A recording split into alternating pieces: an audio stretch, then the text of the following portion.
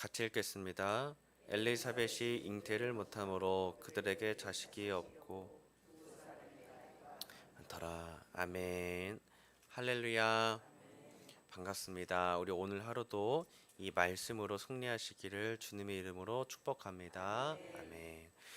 우리가 요즘에 이제 말씀에 대한 이제 의미를 계속 듣고 있는데요. 말씀이라는 것이 우리가 더 붙들고 묵상하고 그 안에 거할수록 이 말씀이 우리 안에 또 우리가 내 삶 가운데에 능력으로 나타난다라는 것을 깨닫게 됩니다. 우리가 말씀을 더 붙들고 말씀 안에 거하면서 말씀에 의지하면서 말씀이 내 삶 가운데에 구원을 주시는 능력을 경험하시기를 주님의 이름으로 축복합니다. 아멘. 우리가 이 말씀을 오늘은 누가복음 1장부터 시작을 새로 했습니다. 어제까지는 신명기서의 말씀을 읽었는데요. 신명기서의 34장까지의 말씀 내용을 쭉 읽으면서 느낀 점은 하나님께서 약속의 땅에 들어가시기 전에 그 백성들을 이끌고 그 직전에서 모세를 통하여서 하신 말씀들을 우리에게도 듣게 하신 내용들이었습니다.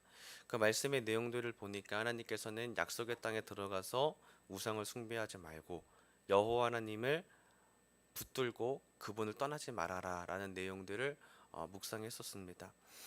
그런 내용들 속에서 우리가 말씀 가운데에 거하지 않으면은 하나님이 아니라 다른 데에 우상을 섬길 수도 있겠다라는 이런 경각심도 느끼게 됐고, 또 그리고 하나님을 얼마나 붙드는가, 또 하나님께서 우리의 연약함들을 얼마나 불쌍히 여기시고 말씀으로 우리를 얼마나 붙드시는가, 이런 것들을 또 묵상해 보게 되었습니다.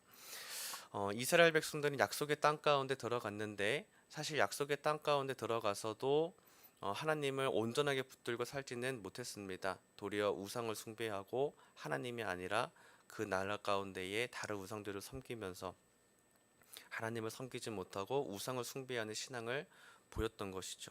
그러다 보니까 이 하나님의 말씀을 그대로 따르지 못했던 백성들 가운데 하나님께서는 포기하셨느냐? 그것이 아니었다는 것입니다. 하나님께서 백성을 어떻게 붙드셨냐면은 오늘 이 누가복음의 말씀처럼 하나님께서 예수 그리스도를 통하여서 우리 가운데 구원을 이루셨다라는 것입니다.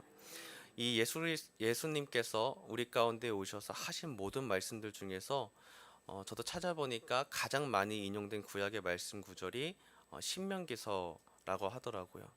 그러니까 하나님께서는 예수님을 통하여서 우리 백성들에게 다시 구약의 말씀들을 우리에게 들려주시고 알려주시고 그 말씀을 통하여서 우리 가운데 다시 소망과 생명을 주시겠다라는 것을 알 수 있었습니다. 그러니까 예수 그리스도께서 이 땅 가운데 오심으로 우리 가운데 오셔서 보여주신 모든 일들과 우리에게 전해지고 있는 이 모든 말씀과 이야기들이 신약에서의 그 하나님께서 우리 가운데 이루셨고 그 약속과 언약들을 계속 예수님을 통하여서 이루어가고 계시다라는 것을 알게 해주시는 것입니다. 그러면 우리는 예수님을 통하여서 하나님의 말씀이 우리 가운데에 이루어졌다라는 것을 믿음으로 읽을 수 있는 줄 믿습니다. 우리가 예수님을 통하여서 하나님께서 말씀을 다 이루셨다는 것을 믿고 그 말씀을 통하여서 우리 삶 가운데에 말씀이 그대로 이루어지는 것을 경험하시기를 주님의 이름으로 축복합니다. 말씀드린 대로 이 누가복음서는 예수님이 어떻게 하셨는가, 또 우리 가운데 오셔서 어떤 말씀을 전하셨는가를 다루고 있는 본문으로서 하나님께서 오래전서부터 신명기서에도 하셨던 그 말씀들을 예수님을 통하여 또 어떻게 이루어가고 계시는가를 보여주고 있는 내용입니다. 예수님에 대한 이 행적과 그 기록들은 사복음서에서 기록이 되어 있는데 마태, 마가, 누가, 요한복음에서 나뉘어서 기록되어져 있는데요. 근데 그 중에 누가복음은 예수님이 이 땅 가운데 사람의 몸을 입고서 오신 것을 집중적으로 기록하고 있습니다. 대표적으로 누가복음의 1장이 누가복음 전체적으로 각 장마다 내용이 아주 긴데 누가복음 1장이 이 많은 긴 내용들이 예수님께서 태어나실 때에 일어났던 일들을 그 사람들의 이야기들을 사실적으로 최대한 서술을 했다는 것을 우리가 볼 수 있는 거죠. 예수님과 세례 요한의 출생, 대한 이야기들서부터 자세히 기록하고 있는 것을 보면 이 저자가 예수님이 사람으로 이 땅 가운데에 오셔서 우리 가운데 말씀으로 역사하셨던 것을 최대한 그것들을 기록하고 있는 것을 보게 됩니다. 말 그대로 하나님이 육신이 되어서 이 땅 가운데 오셨습니다. 그리고 우리의 육신의 몸을 입어서 우리의 모든 죄를 다 사하여 주신 줄 믿습니다. 육신의 몸을 입으셨기 때문에 우리와 똑같은 모든 고난을 받으셨고 우리와 함께 모든 그 시험 가운데에 말씀으로 이기셨으며 말씀 가운데에 죽으시고 부활하심으로 말씀을 완전히 이루신 분이신 줄 믿습니다. 그러므로 예수님께서는 하나님의 아들이시자 우리와 같은 인간의 몸을 입으신 분이심과 동시에 말씀으로 죽음에서 부활로 넘겨지신 분임을 믿습니다. 우리가 예수님을 믿으면 이 부활 생명에 동참되는 줄을 믿습니다. 아멘. 자, 이 요한복음은 예수님께 대해서 어떻게 말을 하고 있냐면 예수님께서 말씀이 육신이 되어 이 땅 가운데 오셨다라고 이렇게 얘기를 하고 있습니다. 말 그대로 예수님은 사람이 되어 오셨는데요.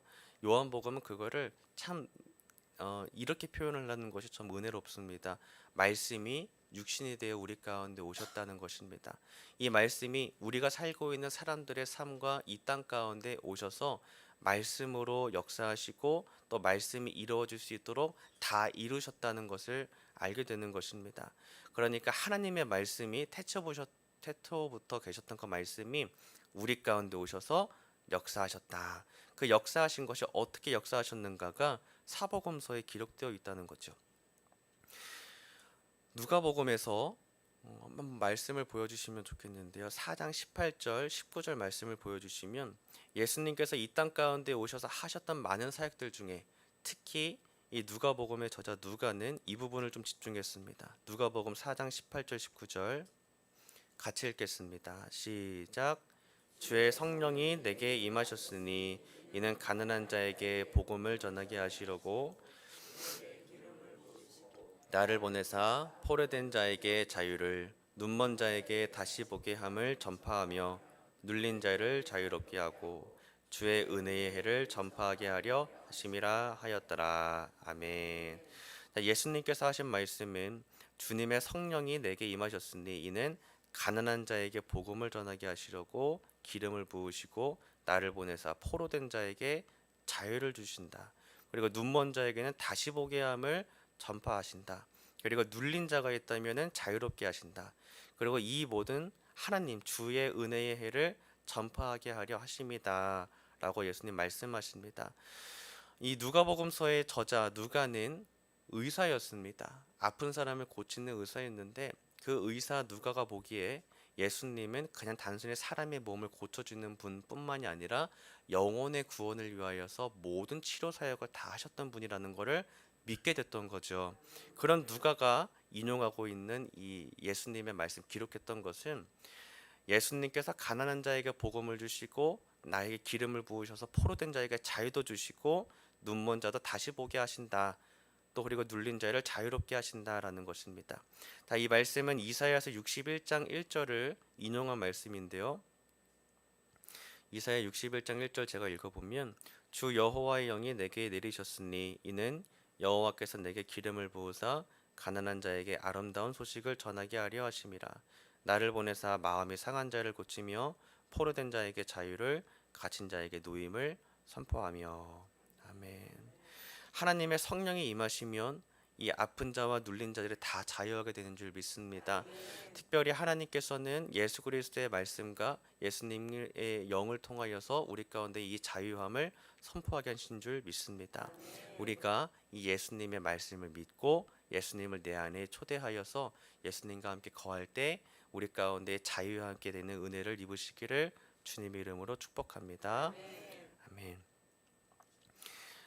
그런 의미에서 오늘 말씀의 본문을 읽어보면 누가복음 1장 1절은 이렇게 말을 합니다. 우리 중에 이루어진 사실에 대하여 라고 말을 합니다. 누가는 어떤 것을 먼저 기록했냐면 1절부터 4절에 있어서는 이 누가가 쓰고 있는 그 수신자 데오빌로 각하에게 이 내용을 쓰고 있는데 예수님에 대한 이야기들을 적고 있다라는 것이죠. 자, 근데 예수님에 대한 이야기들을 어떻게 듣고 전하였냐면은 처음부터 목격자들 그리고 말씀에 일꾼된 자들이 전하해준 내력을 저술하려고 붓을 든 사람들이 많았다고 합니다. 그 사람들을 통해 정보도 받고 수집해서 이 누가복음서의 내용들을 이제 쭉 최대한 사실적으로 다 모든 것들을 서술에 적었다라는 것이죠. 그리고 이 데오빌로 각하에게 내용을 써서 보냈다라는 것입니다. 특별히 여기서는 우리 중에 이루어진 사실이다라는 부분을 조금 더 깊게 묵상해 봤으면 좋겠습니다. 예수님이 우리 가운데 오셨다라는 것입니다. 누가는 분명하게 알려주고 있습니다. 하나님께서 말씀을 통하여서 모든 걸 이루시기 위해 어디로 오셨냐면 우리 가운데로 오셨다라는 것입니다. 자, 우리 가운데라는 것은 우리가 살고 있는 우리 죄인들, 우리 사람들 사이에 오셔서 예수님을 통하여서 말씀으로 그리고 죽음과 부활로서 다 이루셨다는 것입니다. 말 그대로 이 모든 게 여기에 담겨 있는데요. 우리 모두 중에 예수님을 통하여서 이루어졌다 하는 이 사실을 적고 있다라는 것입니다. 자, 이 저자 누가는 각하가 알고 있는 바를 더 확실하게 하기 위해 예수님에 대해서 이 말씀 본문에서 적고 있다라는 것입니다.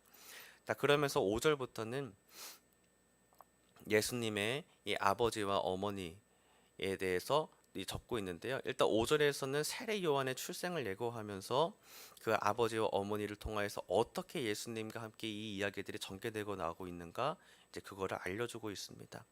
그래서 5절에서 7절까지는 세례 요한의 출생을 통하여서 하나님께서 구약과 신약을 이으시고 그를 통하여서 하나님의 말씀과 언약이 이제 이루어져 가는 이제 이 기점을 설명을 하고 있습니다.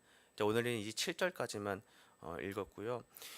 그래서 오늘 말씀에서는 예수님께서 우리 가운데 오셔서 이제 구약의 말씀, 신명기의 말씀이 예수님을 통하여서 이루어지고 있음을 우리에게 들려주고 계십니다. 우리 모두가 예수님을 믿음으로 이 말씀이 내 안에 이루어지는 것을 경험하시기를 주님 이름으로 축복합니다. 또한 한 가지는 이 저자 누가는 본인이 의사였지만은 정말 예수님께서 우리 가운데 오셔서 자유하게 하셨다는 것에 대해서 확신이 있었습니다. 그래서 이 글을 읽는 모든 사람들에게 이 말씀을 기록했던 거죠. 아까 읽었던 누가복음 4장 18절 19절처럼 예수님께서 우리 가운데 오셨을 때 자유하게 하신다라는 것입니다. 그리고 이것을 그냥 우리만 알 것이 아니라 많은 사람들에게 더 알게 하기를 원했습니다. 그렇기 때문에 우리는 이 말씀을 통하여서 더 많은 사람들에게 전해야 될 줄 믿습니다. 참 은혜롭게도 우리가 초청 집회 1019를 준비하고 있습니다. 복음의 사실과 내가 받은 은혜의 감격은 나만 알 것이 아니라 우리의 주변 사람들에게 더 전해야 될 줄 믿습니다. 이 은혜를 우리 이웃에게도 더 전해서 말씀이 그대로 전도가 되어서 말씀이 그 사람에게 들어가서 말씀이 그 안에서 그 사람에게도 자유하게 하고 또 전도하게 하고 같은 복음과 구원의 은혜를 누리게 하실 것을 믿습니다. 우리가 이 믿음의 확신을 가지고 말씀을 전하고 예수님을 전해서 함께 전도가 되고 특별히 또 이번 1019 초청 집회를 통하여서 더 많은 사람들이 전도되기를 우리가 함께 기도를 힘썼으면 좋겠습니다. 이 누가복음서의 말씀과 은혜를 예수님에 대한 이야기들을 함께 전하는 우리가 이 시기가 됐으면 좋겠습니다. 말씀을 정리하겠습니다. 예수님께서는 우리 중에 오셨습니다. 그리고 우리 가운데 오셔서 많은 것을 이루셨습니다. 특별히 많은 것이라고 했지만 사실은 죄에 대한 모든 것을 다 해결하시고 사망과 어둠의 권세를 다 깨뜨리시고 우리 가운데 구원을 선포하게 하시고자 십자가 위에서 우리 모든 사람들의 죄를 짊어지시고 죽으셨습니다. 그리고 우리 가운데에 부활과 생명을 주신 줄 믿습니다. 예수님께서 다 이루신 줄 믿습니다. 우리가 이것을 깨닫고 그 안에 믿음으로 거하면서 주님께서 우리에게 주셔서 그저 누리기만 하면 되는 이 신앙의 깊이 가운데 들어가시기를 주님의 이름으로 축복합니다. 아멘. 우리 찬송가 505장 찬송하시고 기도하겠습니다.